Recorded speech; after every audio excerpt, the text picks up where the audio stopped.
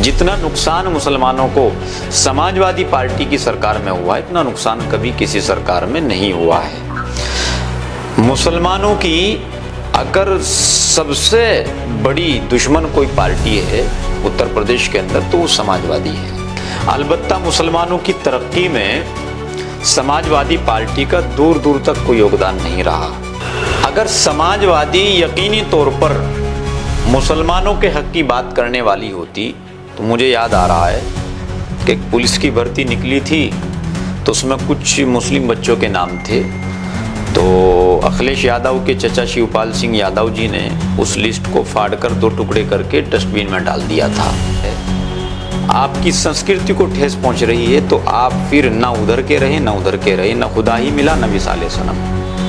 आप सनातन को मानते हैं, आप सनातन के रहिए, अब इफ्तार पार्टी में मत आइए, आप जाली टोपी मत पहने। मैं योगी जी को इसीलिए तो बहुत अच्छा सीएम मानता हूँ। मुख्यमंत्री योगी जी ने कभी इफ्तार पार्टी नहीं कराई, कभी जाली वाली टोपी किसी को नहीं पहनाई, ना खुद पहनी ना किसी को पहनाई, ना कभी मजार पर चादर चढ़ाई, न कभी उन्होंने अपने भगवाधारी लिबास से समझौता किया। आपके अंदर एक देशभक्ति का जज्बा जाग उठता है, देश से मोहब्बत करने का एक चलन पैदा होता है आपके अंदर। सिर्फ इतना नाता मेरा और आरएसएस का है। आप देख लीजिए ना, खुद सरसंचालक मोहन भागवत जी ने कहा है कि मुसलमानों की तरक्की के बगैर देश की तरक्की नहीं हो सकती। अभी हाल ही में जिस प्रकार समाजवादी पार्टी के राज्यसभा सांसद रामजी लाल सुमन ने जिस प्रकार राणा सांगो को लेकर अब शब्द कहे, उसको लेकर अब सियासी संग्राम छिड़ गया है और तमाम लोगों की अब राजनीतिक प्रक्रिया जारी है। और इसी मुद्दे पर बातचीत करने के लिए मेरे साथ मौजूद है जमीयत हिमायतुल इस्लाम के राष्ट्रीय अध्यक्ष कारी अबरार जमाल। जमाल साहब, पहले आपका बहुत बहुत स्वागत करते हैं। बहुत शुक्रिया आपका। जमाल साहब, कैसे देखते हैं आप एक राष्ट्रीय अध्यक्ष भी और खासतौर से एक मुस्लिम राजपूत भी हैं, पूरे प्रकरण पर कैसी निगाहें बिठाए हुए हैं? देखिए, पहले तो हम लोग हमेशा से इस बात की मुखालफत में रहते हैं कि जिस सदन में सिंगल प्लेयर रोजगार की बात होनी चाहिए, गरीब के हक की बात होनी चाहिए, किसानों की बात होनी चाहिए, वहाँ आतंक और आदर्श की बात नहीं होनी चाहिए, वहाँ गद्दार और वफादार की बात नहीं होनी चाहिए। दूसरी बात, राणा सांगा जी ने अपने जीवन में 18 युद्ध लड़े और 18 के 18 युद्ध मुगल सम्राट से लड़े, जिनमें से कई में उनको विजय प्राप्त हुई।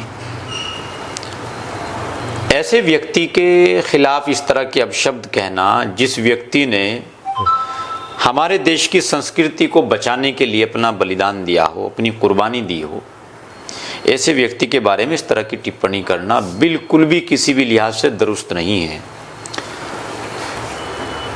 सांसद जी को अपने अल्फाजों पर यकीनन माफ़ी मांगनी चाहिए और पूरी पार्टी को माफ़ी मांगनी चाहिए, उनके राष्ट्रीय सदर को भी माफ़ी मांगनी चाहिए। हालांकि उनकी पहले से ये पॉलिसी रही है कि यादव और मुस्लिमों को मिलाकर के उन्होंने हमेशा सरकार बनाई है।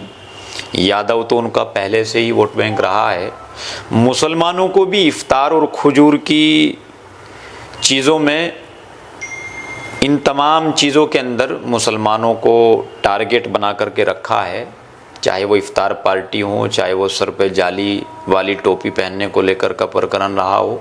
इन सारी चीज़ों की वजह से मुसलमानों को लुभाने की कोशिश की गई है। अलबत्ता मुसलमानों की तरक्की में समाजवादी पार्टी का दूर दूर तक कोई योगदान नहीं रहा।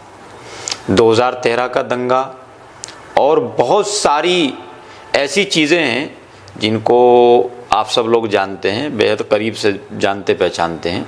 जितना नुकसान मुसलमानों को समाजवादी पार्टी की सरकार में हुआ है, इतना नुकसान कभी किसी सरकार में नहीं हुआ है। मुसलमानों की अगर सबसे बड़ी दुश्मन कोई पार्टी है उत्तर प्रदेश के अंदर तो वो समाजवादी है। मगर कुछ मुस्लिम लोगों से मैंने बातचीत करी है, मुस्लिम लीडरों से बात करी है, वो कहते हैं कि जो अगर मुस्लिमों को संरक्षक देती है या फिर उनके हक, ज़मीनी हक की बात करती है या फिर पिछड़ों, दलितों, अल्पसंख्यकों की बात करती है, सिर्फ एक वो पार्टी है, समाजवादी पार्टी।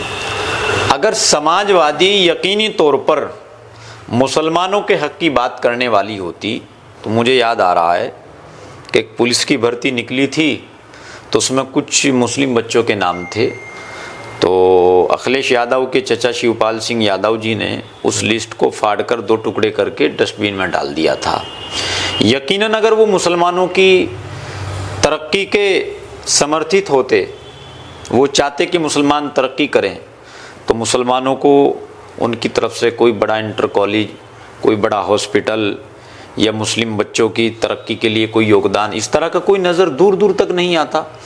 उन्होंने तो हमेशा से मुस्लिम नौजवानों के भविष्य के साथ खिलवाड़ किया है। मुस्लिम युवाओं को कुर्ते पाजामे पहना करके उनके काम से उनका जहन हटा करके राजनीति में उतार दिया है, सिर्फ अपनी लाल टोपी को बचाने के लिए।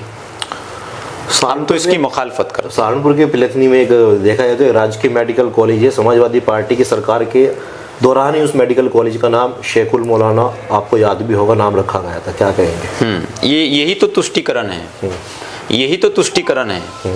अगर वो शेखुल इस्लाम हज़रत मौलाना हुसैन अहमद मदनी साहब को यकीनन मुजाहिद मानते हैं और इस बात को मानते हैं कि वाकई उनका देश की आज़ादी में योगदान रहा, तो अगर वो इस चीज़ को मानते तो वो सदन में कई बार ऐसा मौका आया कि उन्होंने लफ्ज़ मुसलमान अपने नाम, अपने मुंह पर लफ्ज़ मुसलमान नाम लेने से उन्होंने इनकार किया है।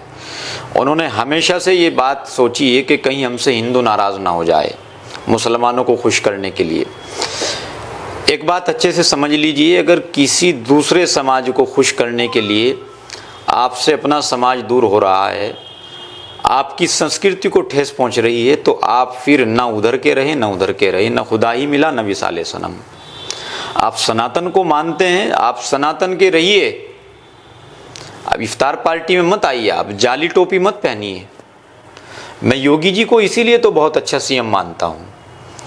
मुख्यमंत्री योगी जी ने कभी इफ्तार पार्टी नहीं कराई, कभी जाली वाली टोपी किसी को नहीं पहनाई, ना खुद पहनी ना किसी को पहनाई, न कभी मज़ार पर चादर चढ़ाई, न कभी उन्होंने अपने भगवाधारी लिबास से समझौता किया।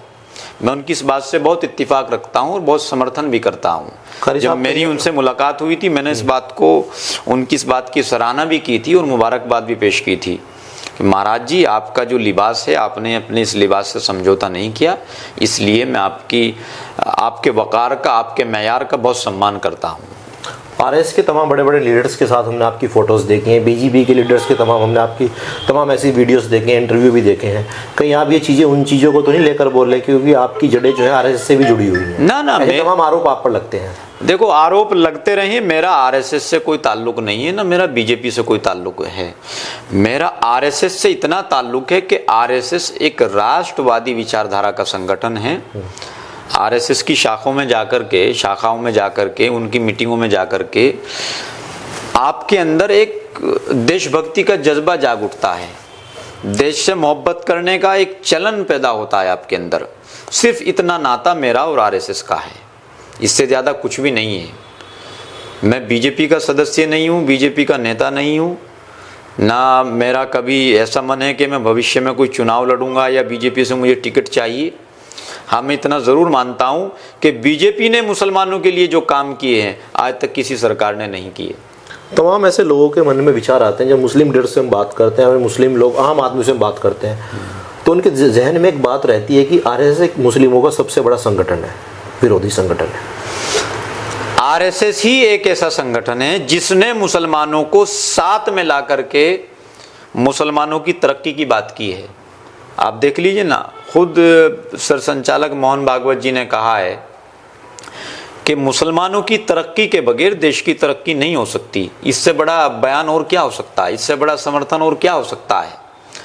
और आरएसएस ने खुद मुसलमानों को साथ लगाने के लिए अपनी एक शाखा बनाई थी 2002 में, जिसको हम और आप मुस्लिम राष्ट्रीय मंच के नाम से जानते हैं, जिसको आली जनाब इंद्रेश कुमार जी उसके मार्गदर्शक हैं। बहुत बाखलाक, बहुत बाकिरदार इंसान हैं, एक चलती फिरती यूनिवर्सिटी की तरह है, बहुत कुछ उनसे सीखने को मिलता है। यकीनन अगर आरएसएस की विचारधारा मुसलमानों के खिलाफ होती तो आरएसएस को क्या ज़रूरत थी, आरएसएस को क्या ज़रूरत थी। लेकिन नहीं, आरएसएस ने चाहा कि मुसलमानों की तरक्की में ही देश की तरक्की है, देश की तरक्की में ही मुसलमानों की तरक्की है। मुसलमान और राष्ट्र दोनों का चोली दामन का साथ है। जब भी कोई प्रदेश सरकार हो या फिर केंद्र सरकार कोई बिल पारित करती है, या फिर CNRC कहें या फिर वक्फ बोर्ड बिल को लेकर कहें, तभी एक विशेष संप्रदाय समुदाय क्यों इन चीज़ों का विरोध करता है? अब कुछ लोग विरोध करने वाले हैं, वो करते रहें। मैंने आज भी एक चैनल पर कहा है कि वक्फ बिल आने से सिर्फ उन मुसलमानों को परेशानी है जो खुद वक्फ बोर्ड की संपत्ति पर कब्जा किए बैठे हैं, और किसी को कोई परेशानी नहीं है। मुझे इसलिए परेशानी नहीं कि मेरे आसपास के लोगों में मैंने हजारों लोगों से इस मुद्दे पर बात की होगी। आज तक आप भी बता दीजिए, वक्फ बोर्ड ने आज तक किसी मुस्लिम बच्ची की या किसी अदर बिरादरी के व्यक्ति की किसी बच्ची की शादी कराई हो, किसी बच्चे की तालीमी फीस का इंतज़ाम किया हो, किसी बेघर को घर दिया हो, जिसके घर पर छत नहीं है उसके घर पर छत डलवाई हो, कभी ऐसा कोई कारनामा किया हो तो बताओ। अरे लॉकडाउन के समय जब पूरा देश एक संकट में जूझ रहा था, उस वक्त वक्फ बोर्ड दिखाई नहीं दिया? वो वक्फ बोर्ड के जिसके पास देश की सबसे बड़ी तीसरी संपत्ति है, ऐसा वक्फ बोर्ड लॉकडाउन के समय में भी दिखाई नहीं दिया। तो सोचो वक्फ बोर्ड की क्या हालत है। वक्फ बोर्ड का ढांचा खुद मुसलमानों के किसी काम का नहीं है, इसलिए इसमें संशोधन होना बहुत ज़रूरी है। इसमें संशोधन होगा तो यकीनी तौर पर इसकी संपत्ति को माफियावाद से मुक्त किया जा सकेगा। ये सरकार की मंशा है। सरकार ने तो अपने बिल में कहा है कि अगर वक्फ बोर्ड अच्छी तरीके से समाज के वेलफेयर के लिए काम करेगा तो सरकार भी उसको योगदान करेगी, और कह रहे हैं कि सरकार छीनेगी। सरकार लिखित रूप में दे रही है। आप बिल को पढ़िए, ड्राफ्ट को पढ़िए। मैंने पढ़ा है ड्राफ्ट, आप भी पढ़िए और पढ़वाइए उन लोगों को जो लोग ये कह रहे हैं कि वक्फ बिल आएगा तो मुसलमानों की संपत्ति को खतरा हो जाएगा, मस्जिदें छीन ली जाएंगी, कब्रिस्तान छीन लिए जाएंगे। ऐसा कुछ भी नहीं है। ठीक। जब CNRC बिल आया उस वक्त आप लोगों ने भी सुना होगा कि कागज दिखाने पड़ेंगे, कागज तो दिखाने पड़ेंगे, कागज तो दिखाने पड़ेंगे। अब देखो कहीं मुसलमानों को कोई खतरा नहीं है। 2014 में बीजेपी की सरकार आने से पहले सब कह रहे थे यहाँ तो पाकिस्तान भेज देंगे, हिंदुस्तान को छोड़कर भागना पड़ेगा। कुछ भी नहीं है, सब लोग खुशी आराम के साथ जिंदगी गुजार रहे हैं। ऐसा कुछ भी नहीं है। खतरा सिर्फ उन लोगों को है जो देश को सही सलामती के साथ देखना नहीं चाहते।